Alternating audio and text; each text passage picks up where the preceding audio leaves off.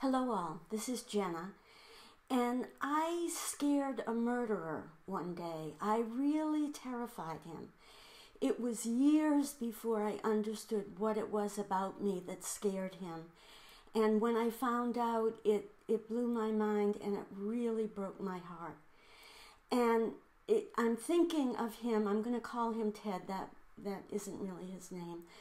I'm thinking about Ted now as I try and absorb what our government is doing, ripping children immigrant children away from their mothers and fathers. I'm thinking of Ted because this is relevant. This is how it happened that I scared him.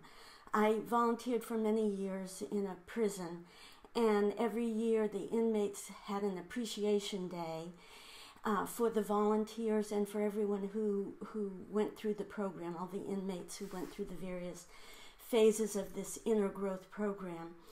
And we'd get certificates, and then everyone would give a little speech. So when I was called up to get my certificate, I said a couple of words of thanks, and then I said something like, and in conclusion, and I broke into an African dance, a step or two of an African dance. It had to be really quick because the hubbub would summon the guards. So it was very quick. But that dance scared Ted so much he ran out of the room. And I heard about it for years from him and from other inmates who all witnessed him and talked with him afterwards. But whenever they talked about how scared he was by me, they were always laughing as they talked about it. So it took such a long time before I really got that he was really terrified of me. And one day after years, finally I asked, well, what was it about me that so scared you?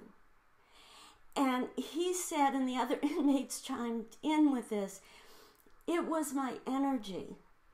It was an energy of celebration and of exuberance and exhilaration and joy. And Ted did not know those emotions. They were totally foreign to him, and so they scared him.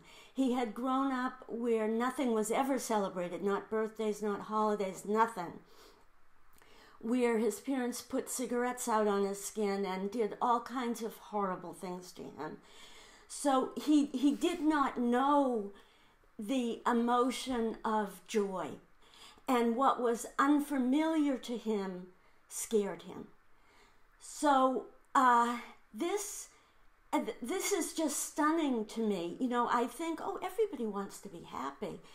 But no, not if happiness is so foreign to you, it is frightening. Depression is okay because it's familiar. Despair is okay, it doesn't scare you. You know despair. But joy, that's terrifying.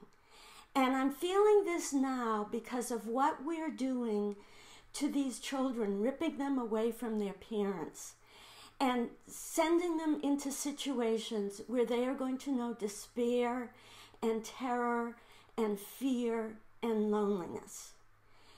And then if at some point they grow up and they do something horrible, we're going to keep the lens narrowly focused on them and on what they did. And we're not going to open the lens wide to see, what did we do? We are their community.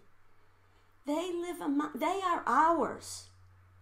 And we need to take care of them so that they're free to experience joy.